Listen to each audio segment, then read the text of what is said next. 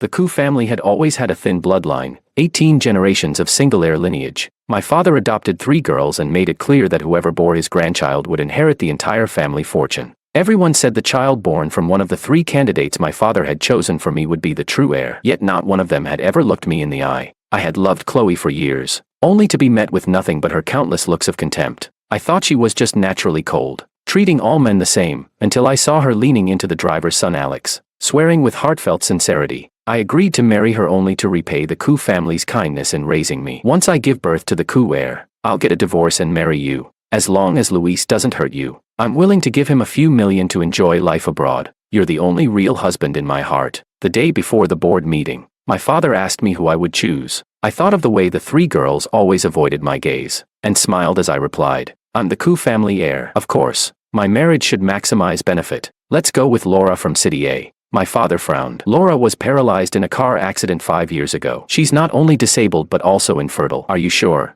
Chapter 1. I spoke gently but firmly. In our social class, true love doesn't exist, since it's all about interest. Of course I should choose the Mu family, the one with the most to offer. My father's expression darkened. That's true, but out of the 3 I picked for you, you're not fond of any of them. My father had deeply loved my mother, but she died of a sudden brain hemorrhage the year I was born. He never recovered enough to remarry, knowing I was never passionate about love either. He feared the Ku bloodline would end with me. Following the advice of an old friend, he adopted 3 orphan girls with no family background. He even had a will drawn up early on. No matter which of the 3 I chose, she would be entitled to run the company alongside me, helping suppress the other board members. I looked at him and said, though Laura Mu is paralyzed and infertile, she can still have children via egg retrieval and IVF. She's the only heir of the Mu family. Rather than relying on orphans to help the Ku family, wouldn't it be wiser to choose a powerful ally? My father nodded. If they couldn't win your heart, there's no reason for them to stay in the Ku family. If I'd simply said it was because Chloe didn't love me and I didn't want to force her, my father would have had Chloe kneel in front of me, questioning what right an adopted girl had to refuse. I didn't want my father to weaponize years of kindness to coerce Chloe. I didn't want to force her into marrying me, and I certainly didn't want to become a resentful couple with her. What's more, after hearing what Chloe said, my heart had gone completely cold. Letting go peacefully was already the greatest kindness I could offer. As I left the office, my father cast a sidelong glance at Chloe. After politely seeing my father off, Chloe turned to me, frowning. What did you snitch about this time? Her eyes were full of disgust and impatience, as if I'd committed some unforgivable sin. Before I could respond, Zoe sneered. Isn't it just about what we said? That we're not chasing after him like some pathetic simps? Monica followed with visible contempt. Seriously, young Master Ku, this isn't the damn feudal era. You think having a bit of money makes you some emperor with everyone orbiting around you? The 3 of them united like comrades, using sharp words to stab at me. I was genuinely confused. None of you want to marry me. Why didn't any of you ever tell my father? Though my father had hoped I'd develop feelings and eventually marry one of them, he never intended to force it. If any of them had said a single no, he would have immediately set aside money to send them abroad to live freely. In the end, they simply couldn't let go of the Ku family fortune. Monica, the most hot-tempered of the 3, clicked her tongue impatiently. Oh, please. You make it sound so simple. You know damn well we're living under someone else's roof. We're just Ku family's pets. What right do we have to refuse? Chloe looked at me with a complicated expression. If you want to choose me, then go ahead. I just hope you won't make things hard for the other 2 in the future. Monica and Zoe were visibly moved by her words. Watching Chloe's self-sacrificing expression, I felt a bitter chill in my chest. Before I could say anything, Alex suddenly appeared. The moment he saw me, he acted as if he'd been startled, instinctively hiding behind Chloe. Chapter 2. He was a grown man, and yet he needed a woman to protect him. Chloe instinctively stepped in front of Alex. He didn't do anything wrong. Just let him go today. Okay. I looked at them, confused, only to realize that the 3 women who were supposed to be on my side were all standing in front of Alex, as if afraid I'd bully him. They saw themselves as strong, independent women and didn't like my confident, outspoken personality. Instead, they favored Alex, who was inferior to me in every aspect. 5 years ago, when Alex first arrived at the Ku residence, he gave me a watch. I returned the favor with a suit worth 100,000 yuan as a welcoming gift, but the moment I put on the watch, Chloe snatched it from me. She snapped. Even your mother's heirloom, you want to take that from him too? I looked at Alex, puzzled, hoping he would explain that he had given it to me willingly. But Alex suddenly dropped to his knees with a pitiful look. Young Master didn't take it from me. I gave it to him myself. Young Master has been very kind to me. He even gave me a whole suit. I truly don't feel wronged. He kowtowed toward me again and again. The scene made the 3 women emotional, reminded of their own precarious positions in the Ku household. They started questioning me indignantly. So what if you're the eldest young master of the Ku family? That doesn't give you the right to force someone to hand over their mother's keepsake, does it? The watch might not be expensive, but its meaning is worth more than a 10,000 yuan suit. You should return it to Alex right now. You're always so overbearing, doing whatever makes you happy with no regard for others. My face darkened immediately, but I thought it might be a misunderstanding, one I could clear up later. Suppressing my anger, I handed the watch back to Alex, but he failed to take it properly. The watch crashed to the ground and broke. He stared at me wide-eyed and shouted, "Since young master would rather destroy it than give it back, why pretend?" Chloe had always hated seeing the poor get bullied. She immediately threatened coldly, "Apologize to Alex now, or I'll call off the engagement." At the time, I had already confessed to Chloe and told her I'd marry no one but her. She used that as leverage, forcing me to bow my head to Alex. Back then, I was still young and didn't dare risk losing the woman I loved, so I apologized through red eyes, without defending myself. But that apology lasted for 5 whole years. Ever since then, whenever Alex saw me, he acted like a mouse seeing a cat, either suddenly dropping to his knees or bursting into tears. But I hadn't done anything. I looked coldly at Chloe. "If you're so scared I'll bully Alex, why don't you tie him to your belt and keep him there all day?" My words were obviously sarcastic, yet Chloe furrowed her brows and said, "Are you threatening me? What are you planning to do to Alex?" Monica clapped her hands and pointed at me. "Don't tell me you're just mad we gave Star Ocean Abyss to Alex and now you're using that as an excuse to bully him." Zoe looked at me with icy eyes. "You already have everything. Alex has never even had a proper birthday party. It's just a Star Ocean Abyss. Do you really need to make a fuss over it?" My gaze turned sharp. Star Ocean Abyss. Star Ocean Abyss was an underground aquarium that had been under construction since the day I was born. On its southeast side was a rare piece of imperial jade. Under the shimmer of the seawater, it refracted a galaxy-like brilliance. It was set to be completed 6 months ago, and my father had entrusted Chloe with the final stage, intending for her to present Star Ocean Abyss to me at my birthday banquet a month later. But now, the gift that rightfully belonged to me had been given to Alex. I turned my gaze to Chloe. She was in charge of the project. Without her approval, no one would have been able to access the still unopened aquarium. Under my stare, Chloe grew visibly uneasy and turned away, annoyed. Alex grew up in the countryside, too busy working to ever really see the stars. I just wanted to fulfill a small wish of his. Besides, the aquarium still legally belongs to you, doesn't it? Stop being unreasonable. Fine, at your birthday banquet next month, I'll publicly announce our engagement. Will that make you happy? Seeing Chloe act like she was doing me a favor, I almost wondered if I were the one who had been adopted. But no one else in the room found anything wrong. Instead, they all felt sorry for Chloe. Why sacrifice so much for him? Luis is arrogant, domineering, and cruel. You'd be better off becoming a nun than marrying him. He's probably so happy right now he can't even think straight. Finally got what he's always wanted. Chloe, please don't ruin your life for me. If it helps, I'll kneel and kowtow to young Master Ku. Be his servant. Do anything. My throat felt dry. I managed to say just one sentence. I will not marry you. Chapter 3. Chloe raised her brows in surprise, clearly suspicious. Monica and Zoe exchanged nervous glances, as if afraid I'd say I wanted to marry one of them. Being rejected like this by the 3 women who grew up with me, I feared that if I didn't leave soon, I might end up doing something I'd regret. I turned to walk away, only to have Alex yank my wrist. His eyes were red, and once again, he dropped to his knees with a humiliated expression. Please don't make things difficult for Chloe. All 3 of them were adopted by the Ku family. They've always been lower in status. If you're angry that they gave me Star Ocean Abyss and plan to complain to Uncle Ku, I'm willing to apologize with my forehead. He began slamming his head on the floor. Bang,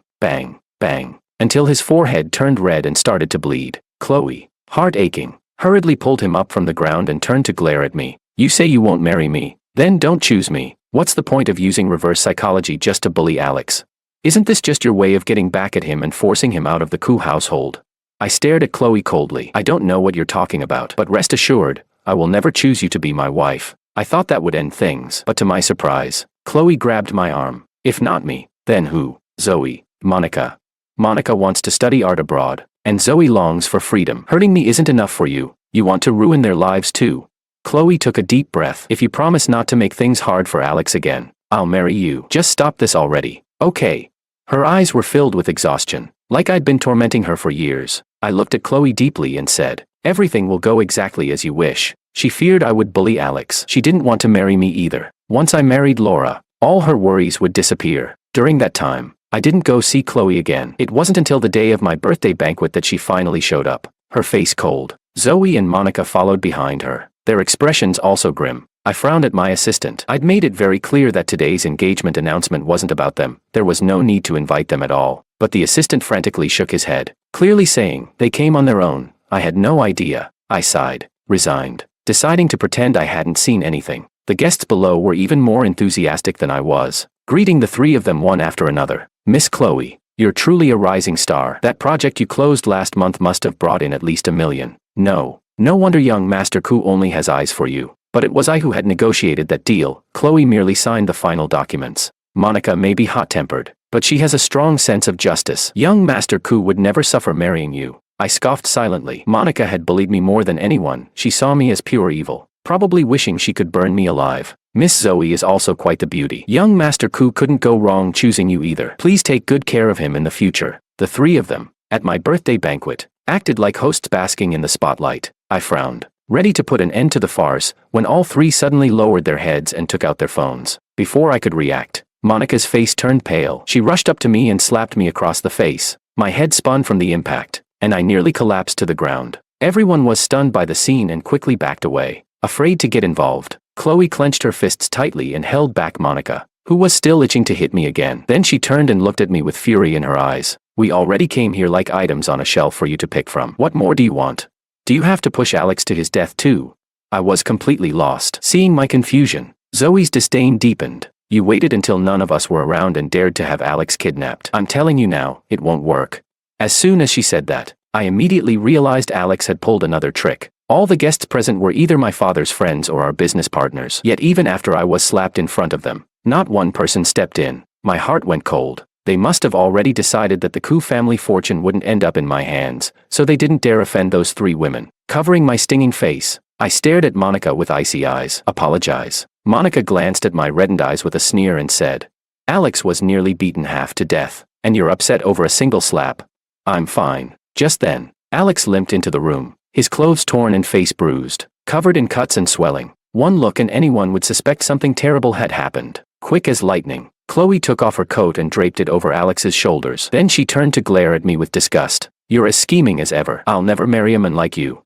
Zoe, who was usually quiet, stepped in front of Alex with a frosty expression. Your family has a weak bloodline, so you brought us back just to be breeders, to have children and carry on the Ku name. We already accepted our fate, but you're still not satisfied. If that's the case, then there's no point pretending things are peaceful anymore. She turned and left without even sparing a glance at the Ku family's dignity. Before walking out, Chloe threw one last haughty line over her shoulder. I'll marry you, but once the child is born, you'll be nothing more than a decorative piece. If you want my child to protect the Ku family's legacy, you better behave. I chuckled. Had they forgotten?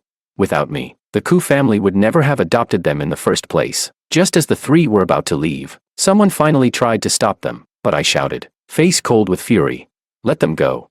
Alex shot me a sidelong glance, full of smug defiance, as if he'd just conquered the world. I stood there in silence, saying nothing, until my assistant rushed over, clearly panicked. What should we do now? All three of them have left. Who will you choose? Other guests began to frown as well. The Ku family's bloodline is thin. Sooner or later, he'll have to marry and have children to carry on the inheritance. If even the three women who know him best won't take him, who else can? I nearly laughed out loud. There are millions of women in the world who said I have to marry one of those three. With a smile, I raised my wine glass and toasted the room. Ladies and gentlemen, as you all know, today is not only my birthday, it is also my engagement party. On the giant projector screen appeared the image of a cold but stunningly beautiful face. A collective gasp rippled through the room. Chapter 4. Isn't that Laura Mu from the Mu family in City A? My father had just wrapped up a deal worth over $100 million and stepped in with a beaming smile. That's right. As my son's bride, only the most outstanding woman is worthy of him. As for those three girls, I only adopted them because they were pitiful orphans with no parents. The idea of choosing one of them to marry my son, utter nonsense. Even with my father speaking so plainly, the guests in attendance still wore skeptical expressions. A few older men, longtime friends of my father, tried to persuade him. Laura from City A is undeniably capable, but that accident years ago. Exactly. Everyone knows Laura is now infertile and paralyzed. If your son marries her, she won't even be able to bear children. Who'll inherit the family fortune in the future? Sure, we don't think the children those other three might have could definitely shoulder the Ku family legacy, but at least pick someone who can have kids. They called Laura a noble heiress when being polite, but in harsher terms, she was just a disabled woman. Everyone knew her wealth would eventually be handed over to someone else. So why couldn't that someone else be me? From the moment Chloe said what she did, I realized that, even as the Koo family's only heir, no one truly believed the family's fortune would land in my hands. So, I thought, why not choose a woman who was both powerful and incapable of taking the Koo family away from me? Chloe was busy comforting the still-shaken Alex when she caught a glimpse of a message on her phone, her expression darkening immediately. Come back now. Luis just announced his fiancée. You'll regret it if you don't. Monica and Zoe received similar texts, sent by mutual friends. Chloe instinctively moved to turn off her phone, wanting to ignore it, but the question nagged her. Why would they say she'd regret it? Could it be Luis chose Monica, or Zoe?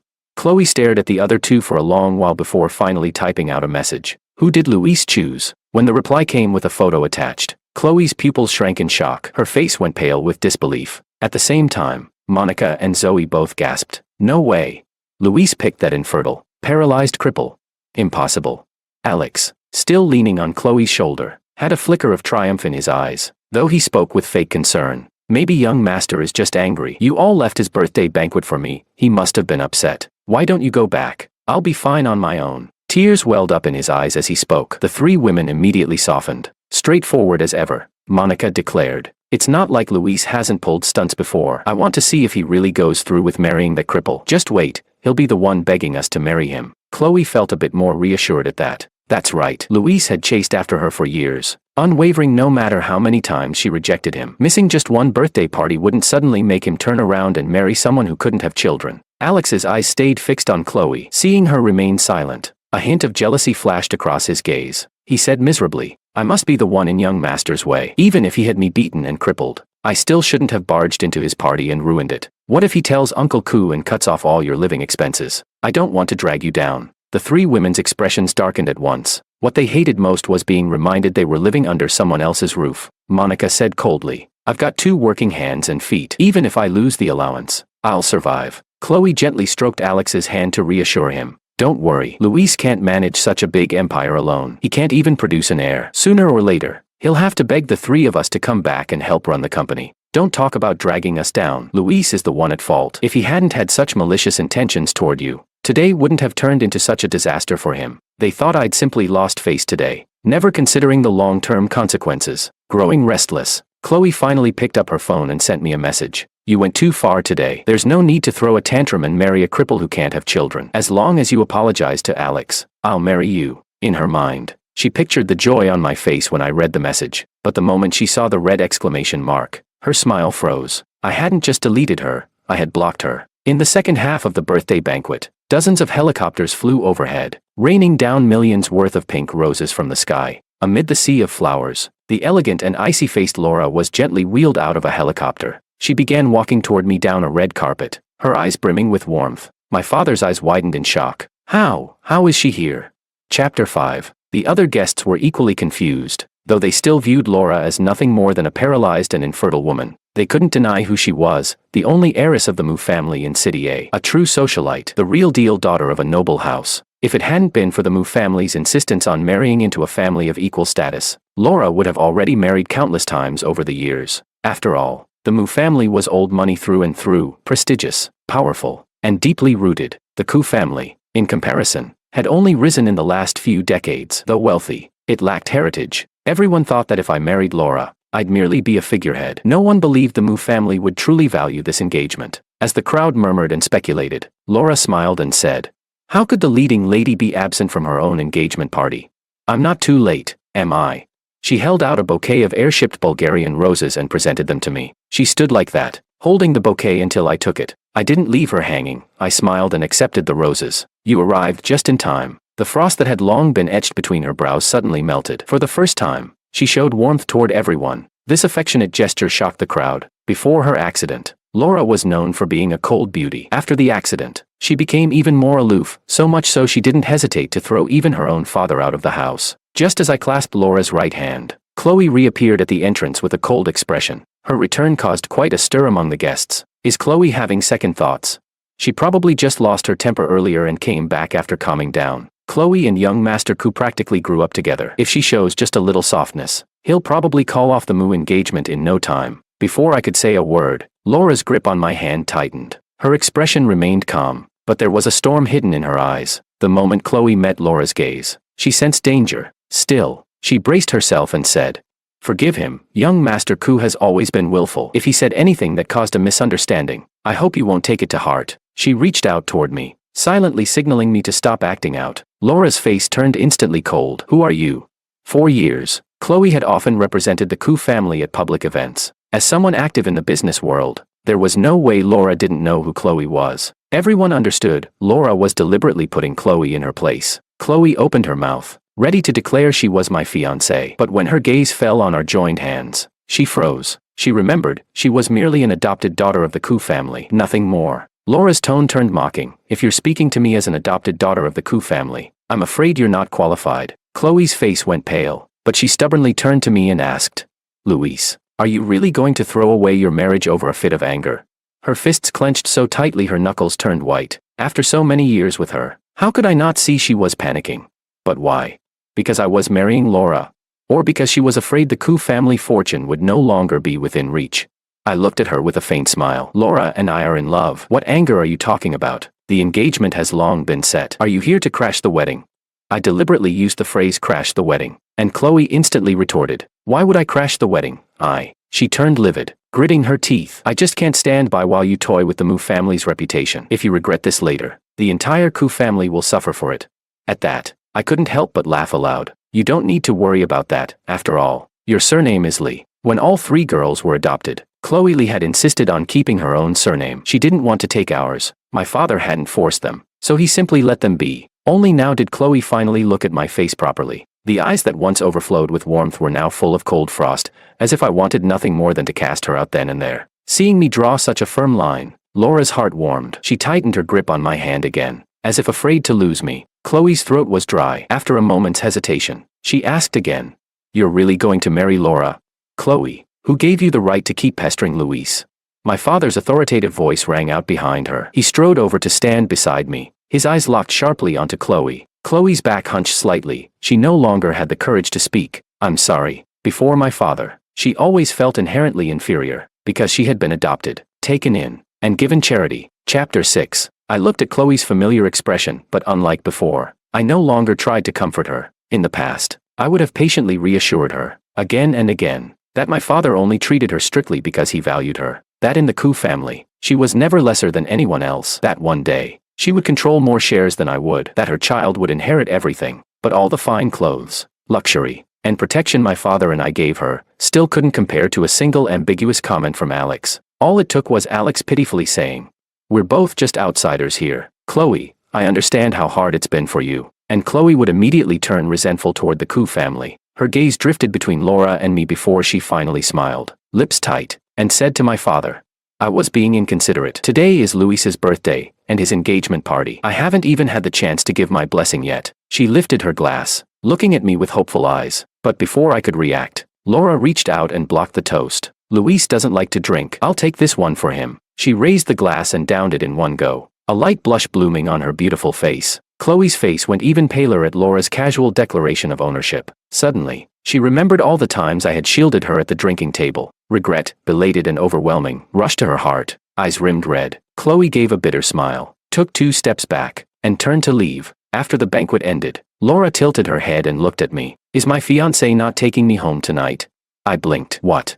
Laura stared at me for a long time before speaking again, her tone slightly downcast. "You don't want to take me home. I know I'm just a cripple. It's normal if you find me repulsive." What she said completely clashed with the persona I had heard about. Still, I instinctively tried to comfort her. "No, I don't mind. It's my oversight. You came all the way from City A. I should have arranged your stay." Laura's assistant rolled her eyes and turned away, clearly fed up with her boss's scheming act. Laura tugged at my sleeve, her voice soft and expectant. "You really don't mind that I'm disabled?"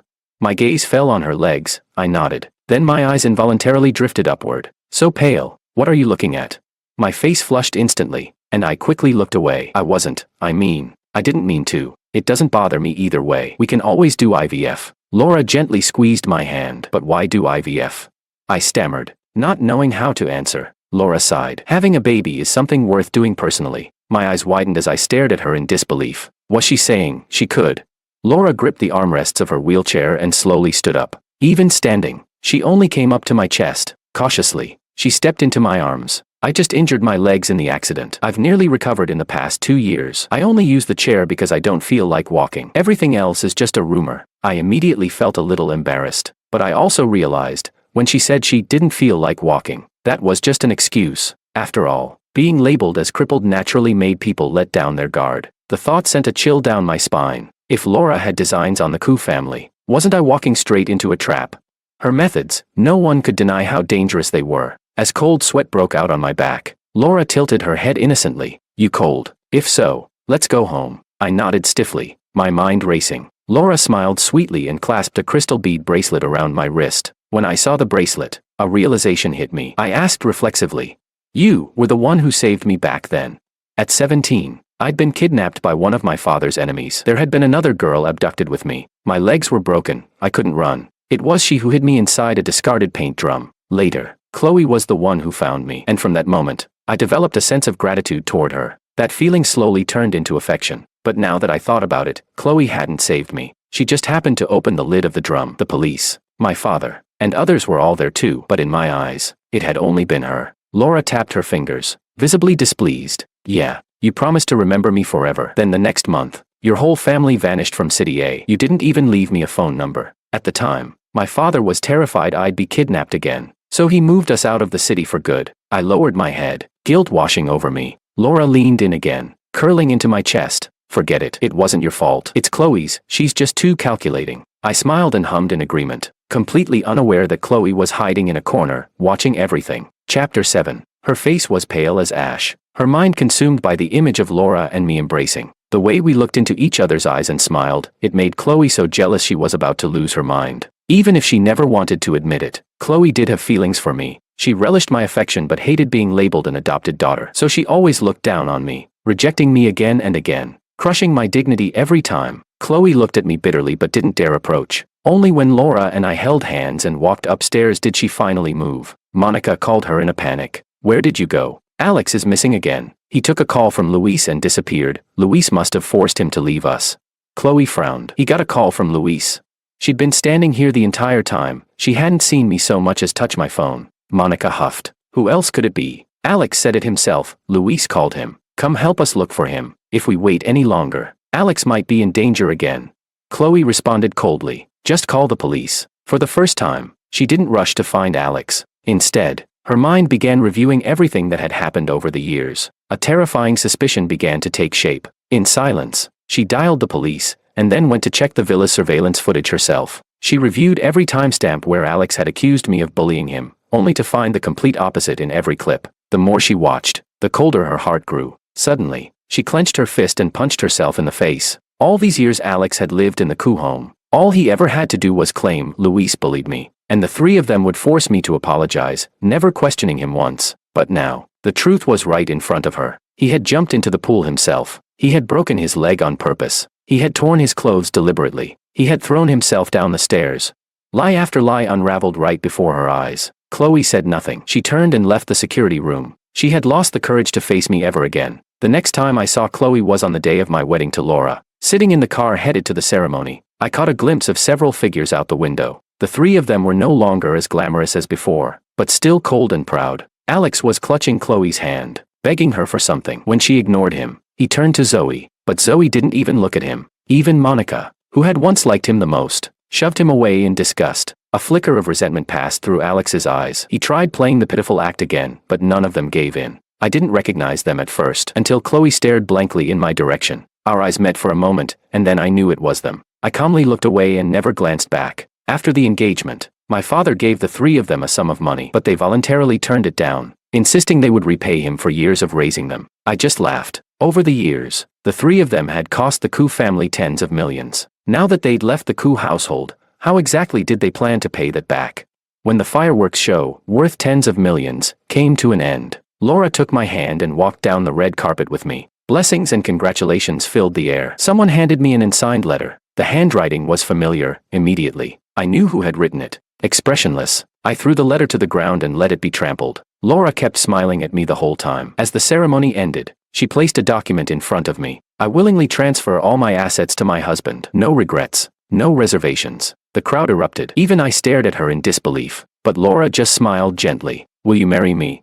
I was so stunned I couldn't speak. In the end, Laura took my hand and signed my name on the papers. She said, "I swear, I will never hold anything back from the man I vow to spend my life with." Everyone knew Laura meant every word. After our wedding, Laura committed herself to physical therapy. Within a short time, her legs were fully recovered, indistinguishable from anyone else's. I told her we could wait a few years before having children, but she broke through all my defenses and proved, with action, that we didn't need IVF at all. In 3 years, we had 2 children, 1 boy, 1 girl, breaking the Koo family's 18-generation curse of single-heir succession. My father later told me that Chloe and the other 2 had failed in business overseas, losing a huge sum of money and disappearing. Alex had been hit by a car and lost the use of his legs. With no money for treatment, he moved back to the countryside and became a live-in husband to a fierce wife. Now, he got beaten every day and barely had enough to eat, even while struggling to survive abroad. The 3 of them, Chloe included, still remembered to send me birthday gifts. I could tell they put thought into it, but my expression remained indifferent, completely unmoved. But my expression always remained cold, utterly unmoved.